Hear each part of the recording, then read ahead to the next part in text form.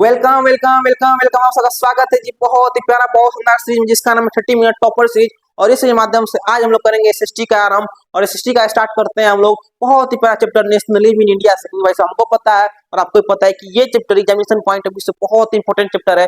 सारा हिस्ट्री का चैप्टर एक तरफ मगर ये चैप्टर हमारा एक तरफ आता है। हर साल इस चैप्टर से 8 से 9 नंबर क्वेश्चन डायरेक्ट आपको एग्जाम में देखने को मिलता है। तो चलिए मेरे भाई इसी चैप्टर को एकदम कंप्लीट करते हैं और देखते हैं कि इसमें से कौन कौन इंपॉर्टेंट प्रीवियस ईयर क्वेश्चन है और किस तरीके से प्रीवियस ईयर क्वेश्चन की मदद से अनुमान लगाया जाए कि इस साल कैसा क्वेश्चन आएगा, पेपर टफ है पेपर इजी है।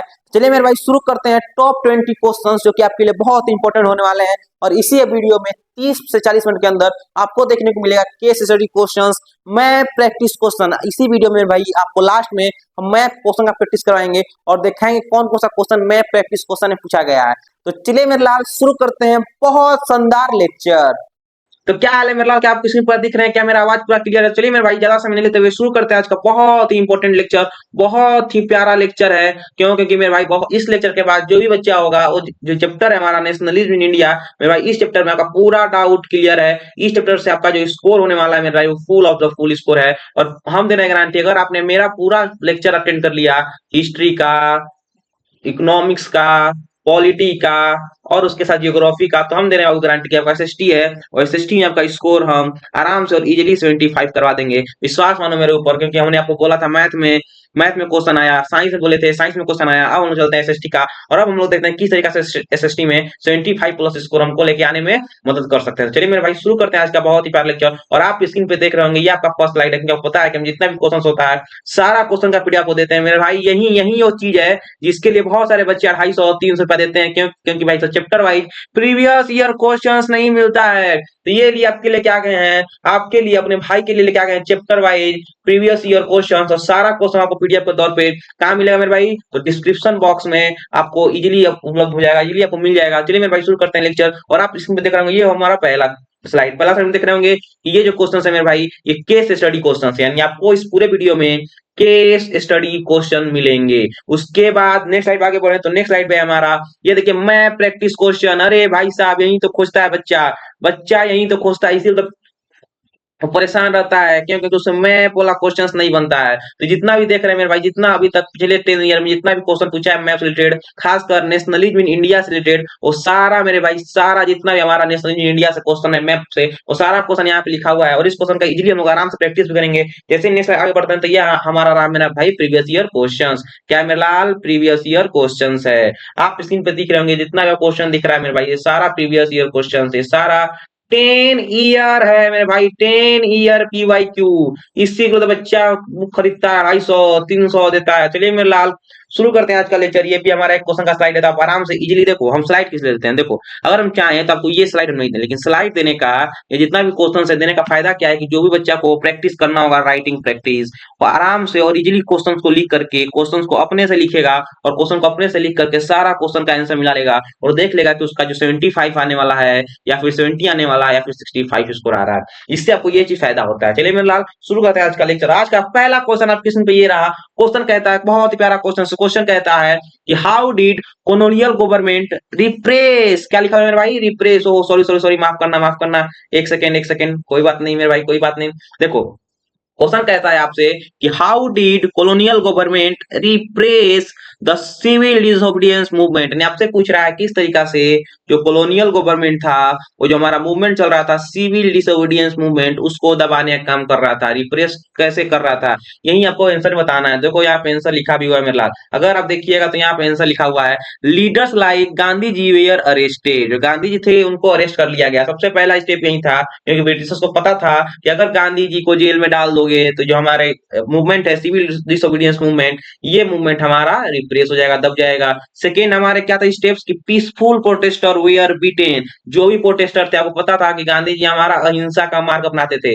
अहिंसा मतलब कोई भी हिंसा नहीं करना, साइलेंटली प्रोटेस्ट करते थे। तो जितने भी साइलेंटली प्रोटेस्ट करने वाले लोग थे उनको मारा गया। पहला स्टेप क्या था मेरे भाई? तो गांधी जी को अरेस्ट किया गया, पीसफुल प्रोटेस्टर को मारा गया। उसके बाद था कांग्रेस वेयर डिक्लेयर्ड इलीगल। सबसे सबसे बड़ा स्टेप, सबसे बड़ा लिया गया था स्टेप कि कांग्रेस को इलीगल कहा कि मेरे भाई आप सरकार के खिलाफ जा रहे हैं, आप देशद्रोही हैं। बोलो समझ रहे हैं कि नहीं समझ रहे हैं? नेक्स्ट लाइन पढ़ते हैं तो आपको लिखा हुआ है meetings and demonstrations we are banned. बोला गया कि अब से कोई मीटिंग नहीं होगा, क्योंकि सारा जड़ जो है, जहां से रिपब्लिक हमारे उठ रहे हैं, जहां से रिबेलियन उठ रहे हैं, सारा कारण क्या है मेरे भाई? मीटिंग मीटिंग मीटिंग मीटिंग को खत्म करो, मीटिंग खत्म करो। तो बोला कि अब से कोई मीटिंग नहीं होगा। उसके बाद देखो लिखा हुआ है womens and children were are also arrested. बच्चों को अरेस्ट किया गया, वुमेन्स को अरेस्ट किया गया। इसका मतलब ये है कि thus we can say that government use a strict depression to crush the movement. इसका मतलब हम ये कह सकते हैं कि जितने भी स्टेप्स हैं, जितने हमारे स्टेप्स हैं, इन स्टेप को लिखने के बाद हम कह सकते हैं कि जो गवर्नमेंट था वो बहुत ही स्ट्रिक्ट हमारा मेथड अपनाया था। बोलिए समझ पा रहे कि नहीं समझ पा रहे हैं? याद रखना है बाबू, याद रखना है। जितने भी क्वेश्चन हम करवा रहे हैं, इतना प्यारा प्यारा आंसर आपके लिए कोई लिख के नहीं लाएगा, इतना प्यारा से आपको कोई प्रिपरेशन नहीं करवाएगा। इसी को कहते हैं मेरे लाल स्मार्ट स्ट्रेटेजी। क्या कहते हैं भाई? Smart strategy. बोलो समझ रहे हैं कि नहीं समझ रहे हैं मेरे भाई? देखो इसमें क्या है, तो पहला जो स्टेप्स था वो था गांधी जी, कि भैया गांधी जी को हटाओ, क्योंकि पता है जब तक गांधी जी नहीं हटेंगे तब तक मूवमेंट हमारा रिप्रेस नहीं होगा। सबसे पहले गांधी जी को अरेस्ट किया गया।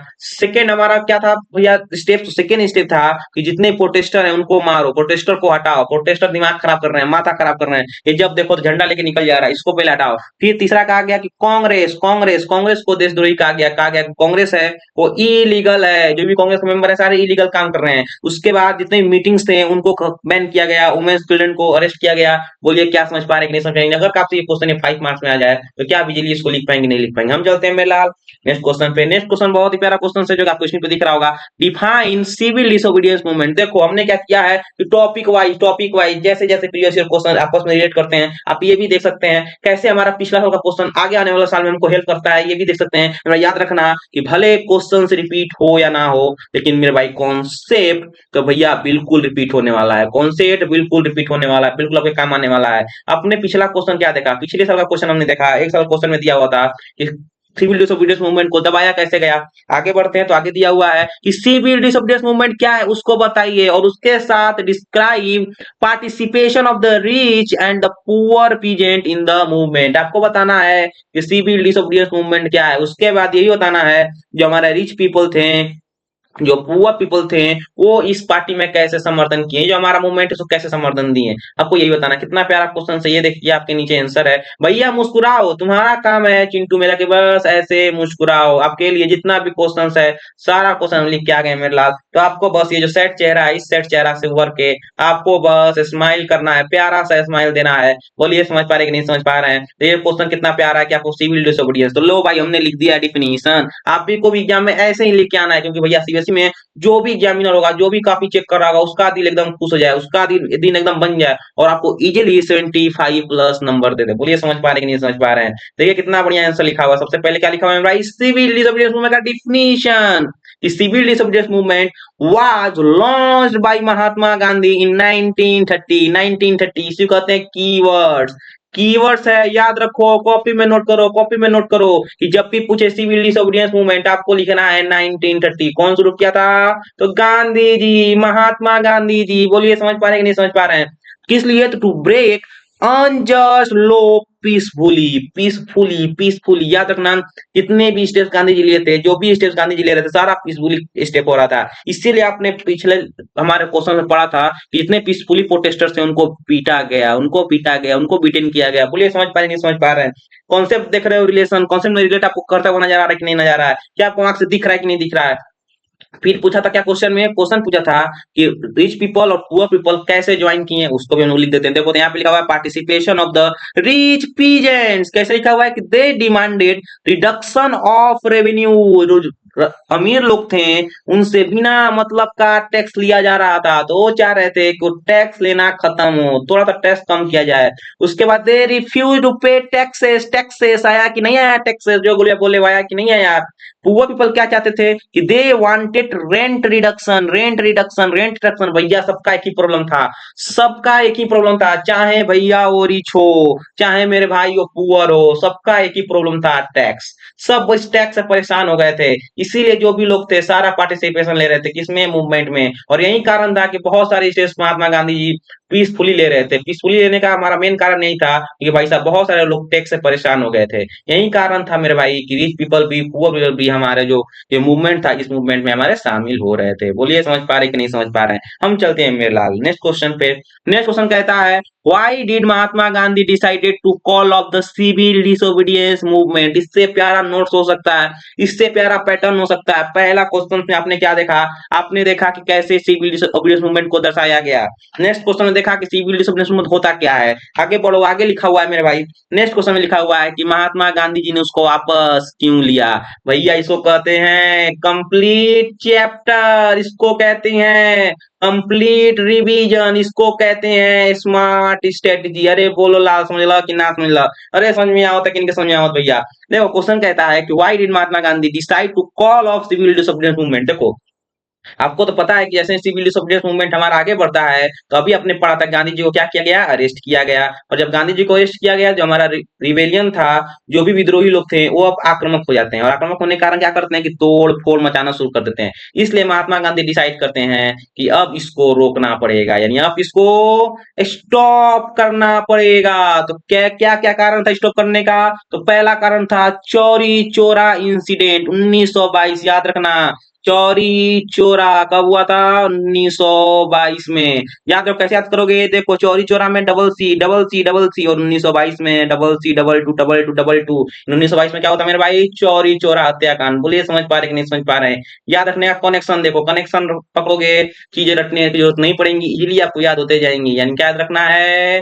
1922 में क्या हुआ था? तो टू टू टू टू मतलब टू सी मतलब चौरी चौरा हत्याकांड। बोलिए समझ पा रहे कि नहीं समझ पा रहे हैं? और ये सबसे बड़ा कारण था सिविल डिसोबीडियंस मूवमेंट को रोकने का। यानी चौरी चौरा इंसिडेंट कब हुआ था? तो इन चौरी चौरा उत्तर प्रदेश। याद रखना, याद रखना, मैं प्रैक्टिस में क्वेश्चन पूछ सकता है कि चौरी चौरा हत्याकांड कहाँ हुआ था, दर्शाओ उसको। तो कहाँ हुआ था भाई? उत्तर प्रदेश में। उत्तर प्रदेश कहाँ है? तो बिहार के जस्ट बगल में उत्तर प्रदेश। बोलिए समझ पा रहे हैं कि नहीं समझ पा रहे हैं मेरे लाल? तो मैं प्रैक्टिस के लिए भी ये क्वेश्चन बहुत इंपॉर्टेंट है कि चौरी चौरा हत्याकांड कब हुआ था?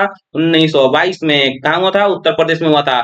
Protesters set the police station on the fire and killed 22 policemen। क्या हुआ था इसमें? देखो ये 24 हत्याकांड आपके लिए एकदम एकदम याद करना बहुत आसान है। देखो 1922 में हुआ था, ये 22 को पकड़ो, 22 मतलब टू टू है, double line double C C N 24 हत्याकांड हुआ था। इसमें 24 हत्याकांड में हुआ क्या था? तो हुआ था 22 पुलिसमैन। क्या किया गया था मेरे भाई? काम खत्म, स्वाहा। बोलिए समझ रहे कि नहीं समझ रहे हैं? नेक्स्ट कारण क्या था? तो स्प्रेड ऑफ वायलेंस। देखो जैसे ही 22 पुलिसमैन मरते हैं, तो अंग्रेज भी भैया शांत नहीं बैठेगा। अगर आप पुलिस वाले को मारेंगे, तो पुलिस वाला भी आपको जरूर दो तीन हाथ देगा। तो क्या हुआ मेरे भाई? जो पीसफुली हमारा जो पीसफुली हो रहा था काम, अब वो पीसफुली नहीं रहा।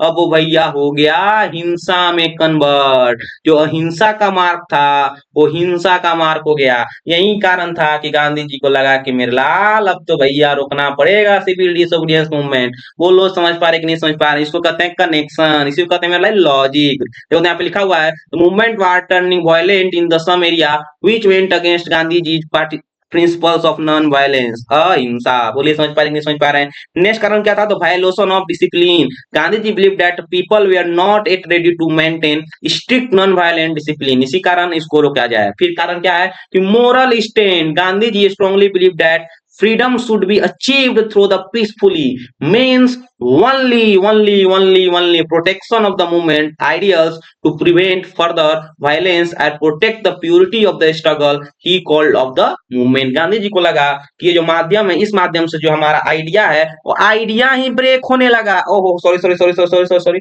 माफ करना, 2 मिनट बस 2 मिनट दे दीजिए। गांधी जी को क्या लगा? जो मेरा आइडिया है कि हम धीरे से और इजीली अहिंसा के मार्ग से इस स्ट्रगल ऑफ इंडिपेंडेंस को खत्म कर देंगे और आजादी ले लेंगे। उनको लगा कि मेरे भाई यही आइडिया ही खत्म हो गया, आइडिया ही खतरा में आ गया। इसलिए उन्होंने क्या किया? उन्होंने क्या कि बेरलाल सिविल डिसोबीडियंस मूवमेंट को अब रोका जाए। बोलिए समझ पा रहे हैं कि नहीं समझ पा रहे हैं? क्या आपको ये पूरा क्वेश्चन क्लियर है? नहीं क्लियर होगा तो पीडीएफ आपको पढ़ा होगा, इस डिस्क्रिप्शन बॉक्स में, वहां से दोबारा पढ़ सकते हैं। हम चलते हैं मेरा नेक्स्ट क्वेश्चन पे। नेक्स्ट क्वेश्चन फिर से सिविल डिसोबीडियंस मूवमेंट पे है कि describe any 3 causes of civil disobedience movement. आपको 3 कॉजेज बताना है कि क्यों सिविल डिसोबीडियंस मूवमेंट शुरू हुआ था। देखो सबसे पहले क्या पढ़े हम लोग? पहला पार्ट में पढ़े कि उसको दबाया क्यों गया था, दबाने का कौन कौन सा रीजन था, मतलब दबाने का जो सिविल डिसोबीडियंस मूवमेंट था किस तरीके से दबाया गया था। सेकंड पार्ट में हमने क्या पढ़ा कि भाई साहब पुअर लोग रिच लोग कैसे इसमें शामिल होते हैं, सिविल डिसोबीडियंस मतलब क्या होता है। उसके आगे हमने समझा कि गांधी जी क्यों इसको वापस लिए थे, और अब बोल रहा है कि आपको बताना है कॉज, कारण बताना है कौन सा कारण है जिसके कारण सिविल डिसोबीडियंस मूवमेंट हमारा स्टार्ट हुआ था, यानी स्टार्ट होने का कौन कौन सा कारण है। देखो पहला कारण था साइमन कमीशन, यानी साइमन कमीशन हमारा क्या था भैया, साइमन कमीशन में एक भी इंडियंस नहीं थे, यानी नो इंडियंस मेंबर इंक्लूडेड। फिर उसके बाद पूर्ण स्वराज रिसोल्यूशन 1929, याद रखना 1929, क्या था मेरे भाई, पूर्ण स्वराज था। उसके बाद डिमांड फॉर कंप्लीट इंडिपेंडेंस, भैया सिविल डिसोबीडियंस मूवमेंट में बोला गया कि हमको कंप्लीट इंडिपेंडेंस चाहिए, हाफ नहीं चाहिए, हमको पूरा कंप्लीट इंडिपेंडेंस होना चाहिए, यानी हमको सिर्फ और सिर्फ फंडामेंटल राइट नहीं चाहिए, हमको पूरा का पूरा इंडिपेंडेंट चाहिए। बोलिए समझ रहे कि नहीं समझ रहे हैं। उसके बाद सॉल्ट लो, सॉल्ट नियम, British taxes salt which affect the common people, जो हमारा पता था कि नमक पे भी टैक्स लग गया था, जिसके कारण क्या होता है जितने भी कॉमन पीपल थे उनको प्रॉब्लम हो रहा था, क्योंकि भाई सब नमक रिच लोग भी खाएंगे, नमक पुअर लोग भी खाएंगे, जब दोनों लोग खाएंगे तो दोनों लोग टैक्स भी तो देंगे, जब दोनों लोग टैक्स देंगे तो भैया नमक का देखो नमक तो ऐसा चीज है जो कि हर खाना में यूज होना है, चाहे आप कुछ भी बना लीजिए नमक का तो यूज जरूर कीजिएगा, तो भैया टैक्स दोनों लोग दे रहे थे, तो टैक्स से घबरा करके सारे लोग शुरू किए थे सिविल डिसोबीडियंस मूवमेंट। बोलो समझ रहे हैं कि नहीं समझ रहे हैं। ये हमारे रीजन थे, इसी कारण सिविल डिसोबीडियंस मूवमेंट हमारा स्टार्ट हुआ था। बोलिए समझ रहे कि नहीं समझ रहे। हम चलते हैं मेरा नेक्स्ट क्वेश्चन पे। नेक्स्ट क्वेश्चन कहता है, देखो अब सिविल डिसोबीडियंस मूवमेंट खत्म, नेक्स्ट आता है हमारा नॉन कॉपरेशन मूवमेंट। क्या मेरे भाई, नॉन कॉपरेशन मूवमेंट बहुत बहुत इंपॉर्टेंट है, VBI आपके लिए बहुत बहुत इंपॉर्टेंट है, नॉन कॉपरेशन मूवमेंट। देखो गौर करो थोड़ा, इसमें क्वेश्चन बोल रहा है कि describe any 3 causes that lead to the non cooperation movement. आपको बताना है कि नॉन कॉपरेशन मूवमेंट क्या, जो हमारा कारण था, ओह सॉरी सॉरी सॉरी, एक मिनट, बोल रहा है जो नॉन कॉपरेशन मूवमेंट था उसका बताना है कारण, कौन सा, 3 कारण। देखो तो पहला कारण है रोलेक्ट एक्ट। आपको पता है कि रोलेक्ट एक्ट हमारा क्या था मेरे भाई, तो ओहो, रोलेक्ट एक्ट क्या था मेरे लाल, तो रोलेक्ट एक्ट था, देखो नॉन कॉपरेशन होने का कारण क्या था, एक तो हमारा रोलेट एक्ट था। रोलेट एक्ट क्या था, gave the British government power to arrest without trial, यानी बिना किसी शक के, माफ करना बिना किसी ट्रायल के, बिना मतलब किसी कार्रवाई के आप किसी को भी अरेस्ट कर सकते हैं सिर्फ और सिर्फ शक के आधार पे। यही हमारा पावर किसको मिला था, रोलेट एक्ट के द्वारा सरकार को मिला था, ब्रिटिश गवर्नमेंट को मिला था, तो इसी के खिलाफ नॉन कॉपरेशन मूवमेंट शुरू होता है।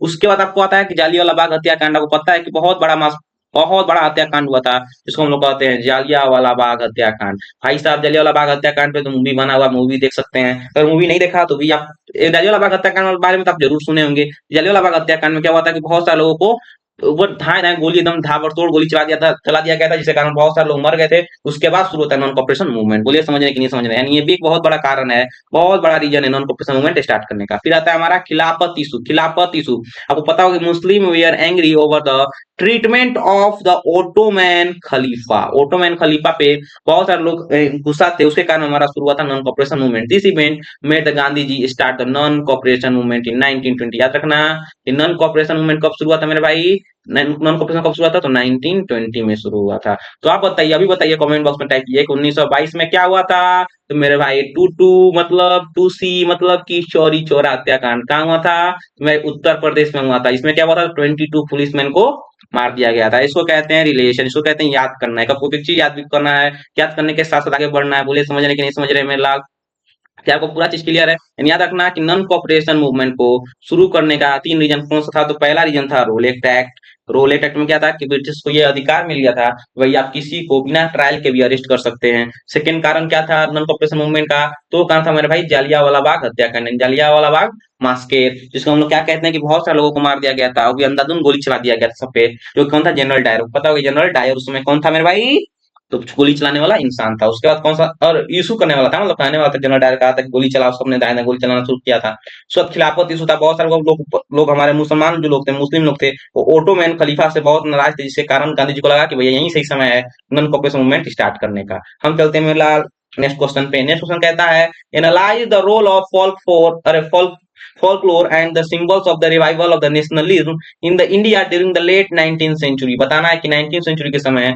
जो फोल्क लोर था, उसके बाद जो हमारा नेशनलिज्म का फीलिंग था, यानी revival of nationalism in India, उसका क्या रोल था। तो यहाँ पे रोल लिखा हुआ है कि use of the folk song and the stories, nationalist use the folk tales to spirit the patriotic ideas, revival of the history, ancient glory of the India was highlighted to the build pride. देखो आपको पता होगा जब भी किसी को motivate करना होता है तो भैया दो ही चीजें ना जिससे मोटिवेट कर सकते हैं। एक तो भैया सबसे पहले उसका बड़ाई करो। किसी भी लड़का को अगर मोटिवेट करना है, मान लो कोई भी लड़का का उदास चेहरा है, इसको मोटिवेट करना है तो क्या करेंगे मेरे भाई, सबसे पहले तो हम इसको याद दिलवाएंगे कि याद करो तुम पहले क्या हुआ करते थे, तुम पहले क्या करते थे, तुम पहले टॉपर हुआ करते थे, अभी तुम्हारा पढ़ाई कम हुआ है, जागो मेरे लाल जागो। तब क्या करेंगे मेरे भाई, ये दोनों हाथ ऊपर करेगा, ये जो स्माइल इसका चेहरे पे जो सैडनेस है अब वो स्माइल में चेंज हो जाएगा। अब कहेगा अब तो तलवार उठेगा, अब तो भैया मार धाड़ शुरू। बोलो समझ रहे कि नहीं समझ रहे, बस यही हमारा रोल अपनाता है फॉल्कलोर और जो नेशनलिस्ट का फीलिंग। वो क्या करता है मेरे भाई कि एंशिएंट लोग जो हमारे लोग थे वो बहुत सारे ऐसे देशभक्ति गाना गाया गया। देशभक्ति गाना गाने से क्या हुआ कि लोगों के अंदर एक जुनून आया कि भैया हमको आजादी चाहिए, हमको आजादी दो, हमको आजादी चाहिए।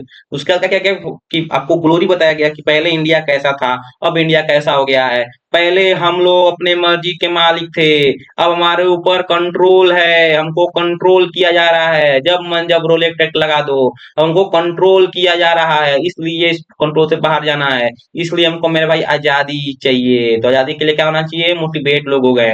वो लोग समझ पा रहे कि नहीं समझ पा रहे हैं, तो ये आपका आंसर यहाँ पे लिखा हुआ है, आप इजिली पढ़ सकते हैं कि use of folk songs and stories, nationalist use folk tales to spread the patriotic ideas, revival of the history. क्यों, क्योंकि भैया हिस्ट्री जरूरी किस लिए है, तो हिस्ट्री को रिवाइव करना इसलिए जरूरी है क्योंकि ancient glory of India was highlighted to build pride. लोगों को महसूस कराने के लिए, प्राइड फील कराने के लिए बहुत जरूरी है उनके हिस्ट्री के बारे में बताना। उसके बाद national symbol Bharat Mata, Bharat Mata was created as a symbol of nation, symbol of nation. याद रखना कि भारत माता को as a symbol of nation अपनाया गया। बोलिए समझ पा रहे हैं कि नहीं समझ पा रहे हैं। ये भी क्या करेगा कि लोगों के अंदर देशभक्ति डालने का काम करेगा, लोगों के अंदर फीलिंग जगाएगा।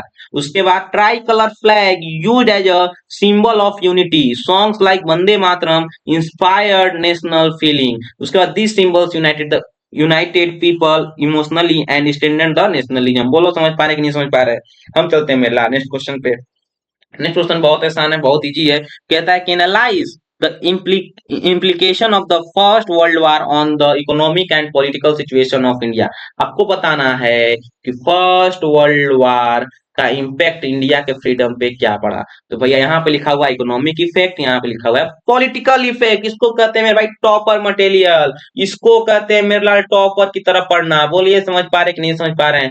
इसको कहते हैं टॉपर क्वेश्चन, इसको कहते हैं टॉपर आंसर। कि आपने क्या किया कि आपने सिर्फ यही नहीं बताया कि फर्स्ट वर्ल्ड वार का कारण क्या था, आपने इसको डिवाइड कर दिया कि भैया हमको इकोनॉमिक इफेक्ट, हमको पॉलिटिकल इफेक्ट दोनों मालूम है, पूछ के देखो। तो इकोनॉमिक इफेक्ट क्या था, तो मेरे भाई increase in taxes, the British government increase the taxes to meet war expenses. British government क्या किया कि अपने टैक्सेस को बढ़ा दिया, बोला कि हमको ज्यादा टैक्स चाहिए, क्योंकि टैक्स से मनी आता है और मनी से लड़ाई लड़ा जाता है। वार हो रहा है तो वार में कहाँ चाहिए मेरे भाई, मनी चाहिए। मनी कहाँ से आएगा, टैक्स से आएगा, इसके कारण टैक्स बढ़ा दिया गया। फिर राइज इन प्राइसेस, प्राइसेस बढ़ाया गया, यानी prices of the essential goods doubled between the 1913 से 1918 या 1913 से 1918 के बीच में जितने भी हमारे प्राइस थे इसेंशियल गुड्स के सबको दोगुना कर दिया गया, डबल कर दिया गया। उसके बाद फोर्स रिक्वायरमेंट रिक्रूटमेंट, यानी villagers we are force to join the army. क्या किया गया मेरे भाई, जितने भी गांव के लोग हैं, आप अपने दादा दादा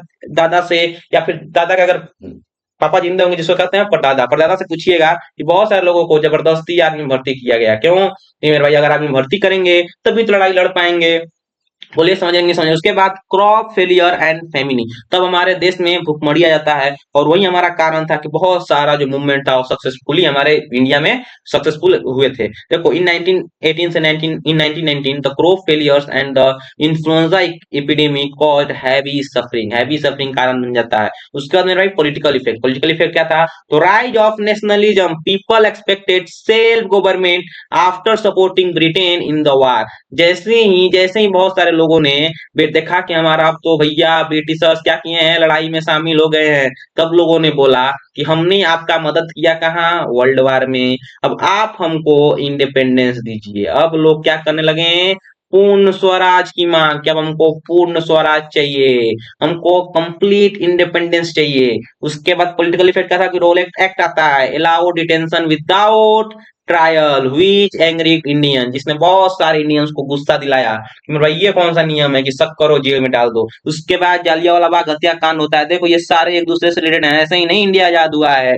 इंडियन इंडिपेंडेंस के पीछे सारे लॉजिक एक दूसरे से कनेक्टेड हैं। अगर आप पढ़िएगा तो वो सारा लॉजिक आपके माइंड में धीरे धीरे इवोल्व होना शुरू होगा, तब सोचना शुरू करेंगे, तब वो समझ में आएगा कि इंडिया आज की जो आजादी है वो मात्र एक 15 अगस्त 26 जनवरी का स्टोरी लगाने से नहीं समझ में आएगा। वो समझ में आएगा आपको किताबों की मदद से, हिस्ट्री की मदद से। इसलिए बहुत सारे बच्चे पैसा बहुत सारे स्कूल में कहा जाता है कि बच्चा मैथ पढ़े पढ़े ना पढ़े कोई बात नहीं, लेकिन उसको एसएसटी जरूर पढ़ाओ, क्योंकि अगर उसको हिस्ट्री मालूम होगा तो जो हमारे बहुत सारे लोग फांसी पे चढ़े हुए हैं उनका कीमत समझ पाएगा, बहुत सारे लोगों ने जो बलिदान समझ पाएगा, तब उसको भगत सिंह, चंद्रशेखर आजाद, सुभाष चंद्र बोस, गांधी जी इसके बारे में समझ में आएगा। भाई साहब 26 जनवरी को स्टोरी लगाने से, 15 अगस्त को स्टोरी लगाने से आपको नहीं समझ में आएगा देशभक्ति किसको कहते हैं, भगत सिंह कौन थे, चंद्रशेखर आजाद कौन थे।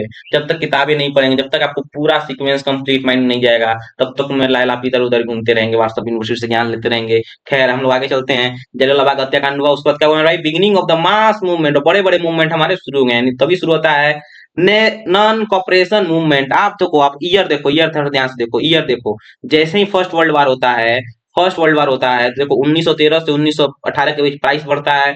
भूखमरी आता है 1918 1919 में, तो 1919 में हमारा रोलेट एक्ट आता है। उसके बाद हमारा जलियांवाला बाग हत्याकांड होता है 1919 में, और फिर शुरू होता है नॉन कॉपरेशन मूवमेंट 1920 से। बोल रहे कि नहीं, वो समझ रहे हैं कि नहीं समझ रहे हैं। उसके बाद हमारा शुरू होता है सिविल डिसोबीडियंस मूवमेंट, तो इस तरह हत्याकांड होता है। सारा हमारा सीक्वेंस एक लाइन से चलता है। हम चलते हैं नेक्स्ट क्वेश्चन पे। नेक्स्ट क्वेश्चन कहता है how did colonial government repress the civil disobedience movement. अरे भैया ये तो क्वेश्चन रिपीट कर गया है, तो क्वेश्चन आपको पूरा समझा चुके हैं। हम चलते हैं मेरे लाल नेक्स्ट क्वेश्चन पे। नेक्स्ट क्वेश्चन कहता है who had organized the Dalit into the depressed classes association। कौन ऐसा लोग थे, कौन ऐसे पीपल थे जिन्होंने दलित को चेंज किया डिप्रेस्ड क्लास एसोसिएशन में इन 1930 1930 में। डिस्क्राइब हिज अचीवमेंट, आपको बताना उस आदमी का अचीवमेंट भी सबको पता है।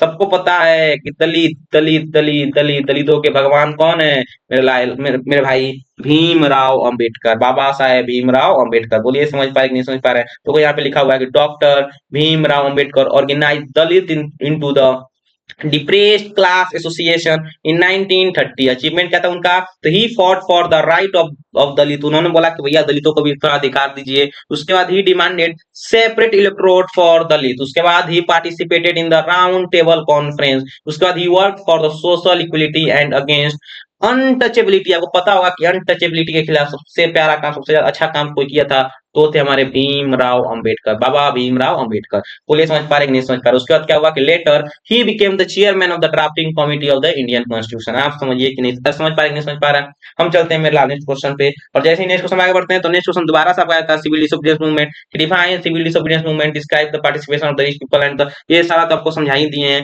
उम्मीद करते हैं कि अब तो ये आपको पूरा क्लियर होगा। नेक्स्ट क्वेश्चन कहते हैं, हम लोग आगे बढ़ते हैं तो नेक्स्ट क्वेश्चन कहता है कि हाउ डिड नन, ओहो sorry sorry sorry, next question कहता है कि how did non cooperation movement start with the participation of the middle class people in cities. आपको बताना है कि सिटीज में किस कारण से जो हमारे लोग थे नॉन कॉपरेशन मूवमेंट में हिस्सा ले रहे थे। तो यहाँ पे लिखा हुआ मिडिल क्लास पार्टिसिपेशन, यहाँ पे लिखा हुआ इकोनॉमिक इफेक्ट। फिर बोल रहा है कि आपको बताना है explain impact on the economic front. आपको बताना है कि इकोनॉमिक फ्रंट पे मिडिल क्लास लोगों का पार्टिसिपेशन से क्या फर्क पड़ा था। देखो तो यहाँ पे लिखा हुआ है कि मिडिल क्लास पार्टिसिपेशन यानी student left government schools and college. को पता होगा कि जैसे ही नॉन कॉपरेशन मूवमेंट हमारा आगे बढ़ता है तो नॉन कॉपरेशन मूवमेंट क्या था, नॉन कॉपरेशन मूवमेंट था असहयोग आंदोलन। क्या कहता है मेरे भाई, असहयोग आंदोलन। गांधी जी को लगा कि इंडिया में ब्रिटिश राज इसीलिए कर रहे हैं क्योंकि बहुत सारे इंडियन उनका सपोर्ट कर रहे हैं। यानी गांधी ने कहा क्या कि नहीं, अब से जितना भी इंडिया का सपोर्ट, जो भी इंडियंस ब्रिटिश को सपोर्ट कर रहे हैं, चाहे वो टैक्स की मदद से हो, चाहे वो हमारे स्टडी की मदद से हो, सारा खत्म करो, सारा सहयोग हमारा खत्म करो। उसी को हम लोग कहते हैं मेरे भाई असहयोग आंदोलन। उसी का कहते हैं मेरे लाल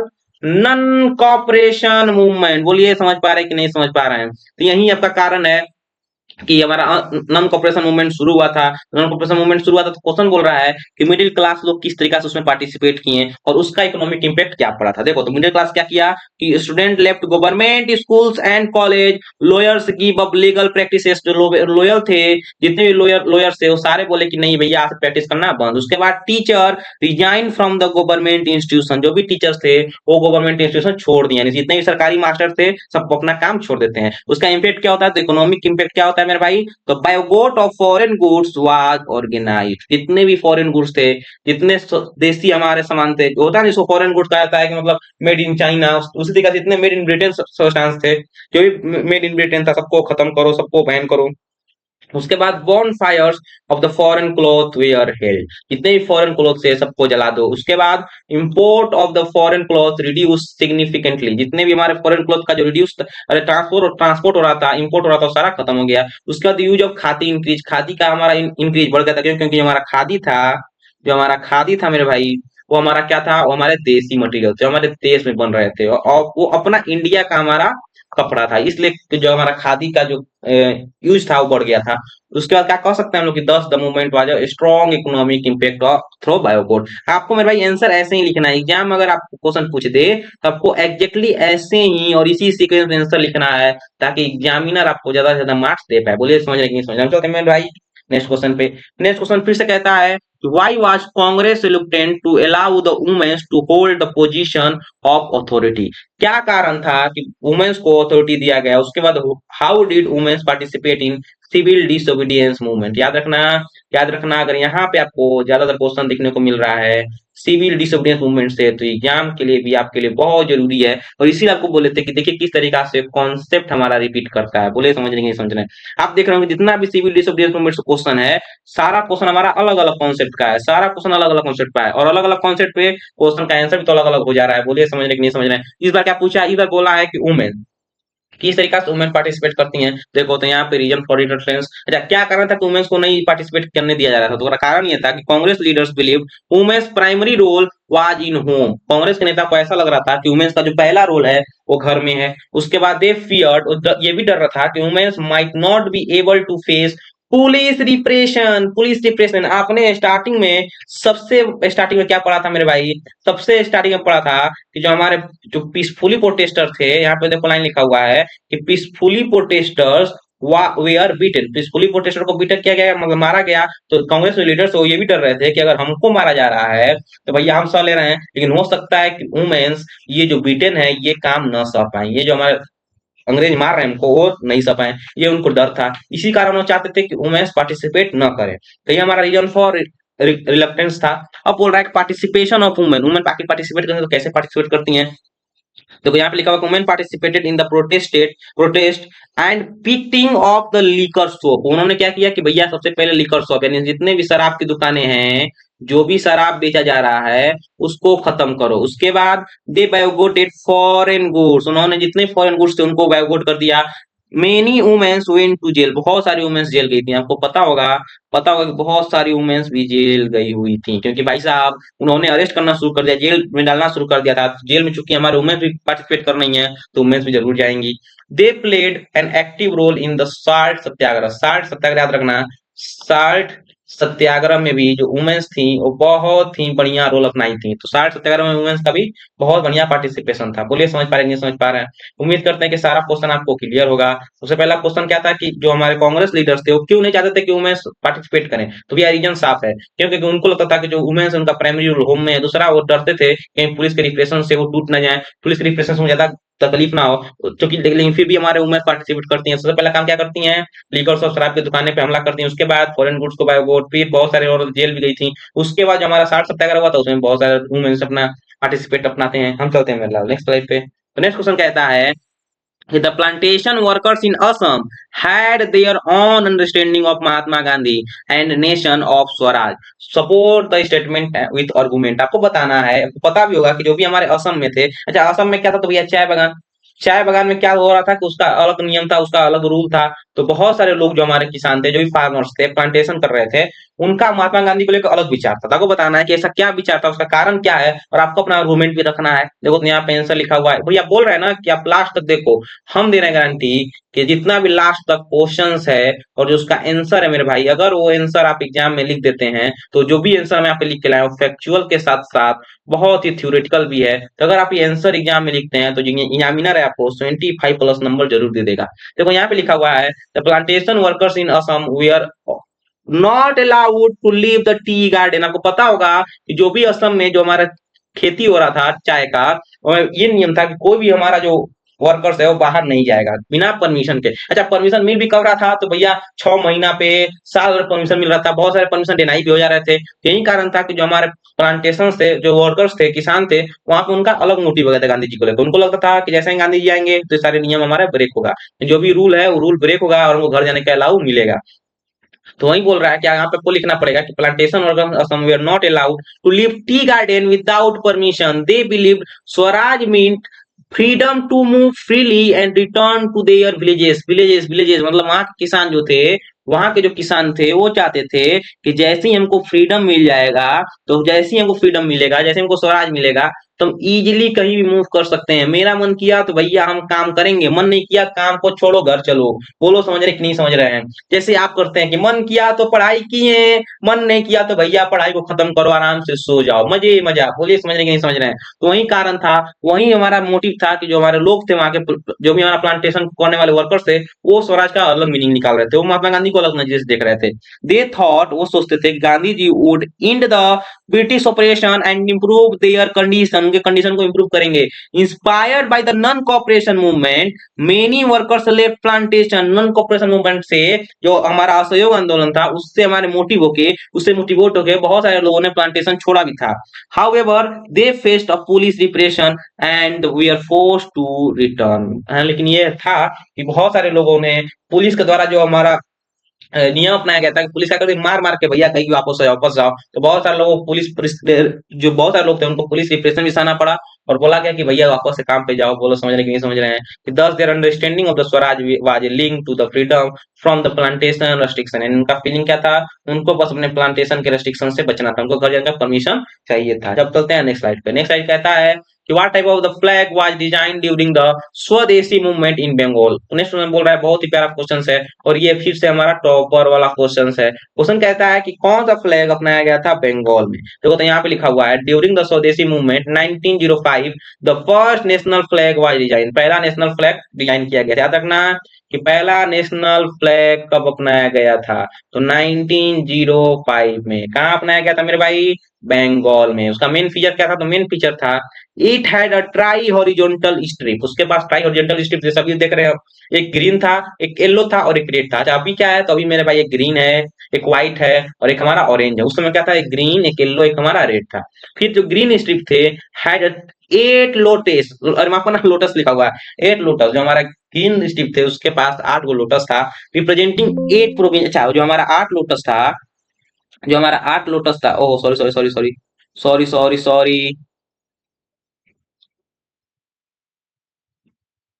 सॉरी सॉरी, देखो हमारा बैक गया था। देखो यहाँ पे बोल रहा है कि जो ग्रीन स्ट्रिप था उसके पास 8 लोटस था। अच्छा 8 लोटस क्यों था, तो वो पता होगा कि उस समय हमारा जो प्रांत था उसमें हमारा बटा हुआ था ब्रिटिश प्रोविंसेस में। तो उस समय 8 ब्रिटिश प्रोविंसेस थे, उसी 8 ब्रिटिश प्रोविंसेस के कारण जो हमारा ग्रीन स्ट्रिप था उसमें 8 हमारे लोटस थे। बोलिए समझ रहे कि नहीं समझ रहे? उसके बाद बोल रहा है कि the yellow strip had the words Vande Mataram written in the Devanagari script. बहुत ही प्यारा लाइन है, अगर ये लाइन आप एग्जाम में लिख के आते हैं तो मेरे लाल आपको बहुत ज्यादा नंबर मिलेगा। ये लाइन, जो भी हमारा उस जो झंडा था उसमें जो येलो स्ट्रिप था उस पे लिखा गया था वंदे मातरम। किस लिपि में, तो देवनागरी स्क्रिप्ट में। बोलिए समझ कि नहीं समझ रहे हैं? फिर क्या हुआ है कि the red strip had a symbol of sun and crescent moon. जो हमारा रेड स्ट्रिप था उस पे सन का और मून का हमारा सिंबल था, क्योंकि वो रिप्रेजेंट कर रहा था यूनिटी को, हिंदू और मुसलमान का जो यूनिटी है उसको रिप्रेजेंट कर रहा था। याद रखना कि जो भी हमारा झंडा बनाया गया था, जो भी झंडा बनाया गया था उस समय उस पे 3 स्ट्रिप थे। सबसे पहले क्या था मेरे भाई, 3 स्ट्रिप थे। एक था येलो, एक था रेड और एक था मेरे भाई मेरा ग्रीन। बोलिए समझ रहे कि नहीं समझ रहे हैं? अब बोल रहा है कि येलो पे, जो हमारा येलो बना हुआ है उस पे हमारा वंदे मातरम लिखा हुआ था। किस भाषा में, तो देवनागरी लिपि में लिखा हुआ था। उसका जो रेड स्ट्रिप है मेरे भाई, उसमें सन का और मून का दोनों का सिंबल बना हुआ था। क्यों? ये दर्शाने के लिए कि हिंदू मुसलमान एक एक है, भाई भाई हैं। और जो हमारा ग्रीन स्ट्रिप था उस पे दर्शाया गया था मेरे भाई 8 लोटस, यानी 8 गो लोटस अपनाया गया था। क्यों? क्योंकि उस समय हमारे 8 प्रोविंसेस थे, 8 प्रोविंसेस थे, इसलिए उनपे 8 हमारा स्ट्रीट, अरे 8 लोटस हमारा दर्शाया गया था। हम चलते हैं मेरे भाई नेक्स्ट क्वेश्चन पे। नेक्स्ट क्वेश्चन कहता है evaluate the role of the business classes in the civil disobedience movement. आपको बिजनेस क्लासेस का क्या रोल था उसको आपको बताना है। तो उम्मीद करते हैं मेरे भाई अब तो ये क्वेश्चन आपके लिए एकदम आसान होगा। या फिर से पढ़ लेते हैं। The business classes supported the civil disobedience movement because they were against the colonial economic policies। उसके बाद दे invented protection against the foreign import and support the boycott of the British goods। उसके बाद दे formed organization like the Indian Industrial and Commercial Congress। उसके बाद दे financially supported the movement and refused to buy foreign goods। देखो ये हमारे business का अलग mindset था। बिजनेस वाले लोग थे वो अलग तरीके से सपोर्ट कर रहे थे सिविल डिसोबीडिएंस मूवमेंट का। ये हमारा कारण था। अब चलते हैं नेक्स्ट पार्ट पे। नेक्स्ट क्वेश्चन कहता है why did Gandhi ji decide to withdraw the non cooperation movement in February 1922। 1922 में नॉन कॉपरेशन मूवमेंट को भी वापस लिया गया था। क्या कारण था? तो पहला कारण था चौरी चौरा इंसिडेंट। उसके बाद स्पीड ऑफ वायलेशन, फिर लैक ऑफ डिसिप्लिन। यही हमारा कारण था नॉन कॉपरेशन मूवमेंट को वापस लेने का। हम चलते हैं मेरे भाई नेक्स्ट पार्ट पे। नेक्स्ट पार्ट कहता है कि tribal peasant in interpreted the message of the Mahatma Gandhi and the idea of Swaraj in yet another way। फिर से वही चीज जो क्वेश्चन आपको बताए थे हम कि जो प्लांटेशन थे, जो ये हमारे प्लांटेशन का काम कर रहे थे, जो भी किसान थे, जो भी टी काम में कर रहे थे, टी में खेती कर रहे थे, जो टी में बागवानी कर रहे थे, उनका क्या था मेरे भाई? महात्मा गांधी को लेकर अलग थॉट था। अलग थॉट क्या था? वो चाहते थे कि जो हमारे रिस्ट्रिक्शन लगे हुए हैं उनको घर जाने से उस रिस्ट्रिक्शन खत्म किया जाए। और गांधी जी आएंगे अगर स्वराज आएगा जो हमको कहीं फ्रीडम को मतलब फ्रीडम टू मूव, फ्रीडम को मिल जाए कहीं भी जाने के लिए, आने के लिए। मन किया तो काम करे, मन किया तो काम नहीं किए। ये सर आपको यहाँ पे आंसर लिखा हुआ था, बिजली पढ़ भी सकते हैं। देखो वही है कि freedom for forest law, restoration of the traditional rights, end of the exploitation, local revolts और different इंटरप्रिटेशन। बोलिए समझ रहे हैं कि नहीं समझ रहे? हमारा किस लिए? हमारे भाई ट्राइबल्स के लिए था और वो हमारे प्लांटेशन वाले किसान के लिए था। देखो यहाँ पे लिखा हुआ है कि फ्रीडम फॉर फॉरेस्ट लॉ। देखो आप बताओ क्या आपको ये पता है कि ट्राइबल्स जो हमारे लोग थे, जो भी हमारे ट्राइबल्स लोग थे वो ट्राइबल्स क्या चाहते थे मेरे भाई? तो ट्राइबल्स चाहते थे कि फ्रीडम फॉरेस्ट लॉ को पता था कि जो हमारे जंगल था, जंगल जाने का नियम नहीं था। वो लकड़ी चुनते थे, लकड़ी चुन के लाते थे, वो से हमारा बिजनेस हमारा चल रहा था।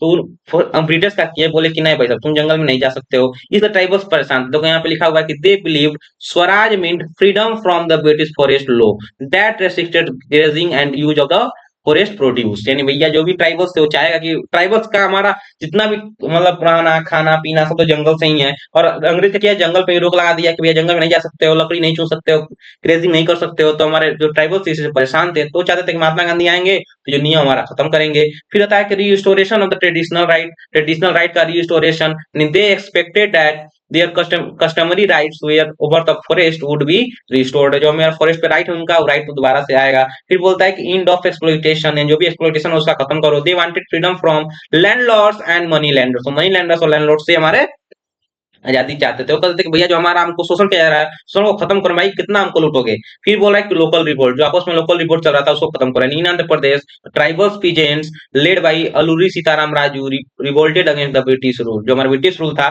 उसके खिलाफ पता है कलूरी सीताराम राजू थे, वो हमारे क्या थे? तो भैया एक किसान थे, एक ट्राइबल्स थे जो कि अंग्रेज के खिलाफ रिवोल्ट शुरू किए थे। उस रिवोल्ट में क्या था मेरे भाई? उन्होंने बहुत सारे ऐसे काम किए थे जो कि ब्रिटिश नियम के खिलाफ था। उसमें क्या हुआ कि भाई साहब उनको पकड़ के खत्म काम खलास कर दिया गया। जिससे क्या ये हुआ कि बहुत सारे लोग भड़क गए तनी एक हमारा रिवोल्ट शुरू हो गया। किसके बीच? तो ट्राइबल्स के बीच और ब्रिटिशर्स के बीच। तो उनको लगता था, ट्राइबल्स को लगा कि अगर गांधी जी आएंगे तो ये रिवोल्ट हमारा खत्म कर देंगे, ये रिवोल्ट है हमेशा के लिए खत्म हो जाएगा। उसके बाद हमारा different interpretation and from them Swaraj meant solving their local problems not just political independence. उनका मतलब ये था, उनका ये सोच था किसी पर से हमको इंडिपेंडेंस नहीं मिलेगा, जो हमारा प्रॉब्लम है लोकल प्रॉब्लम वो भी हमारा खत्म हो जाएगा। हम चलते हैं नेक्स्ट स्लाइड पे।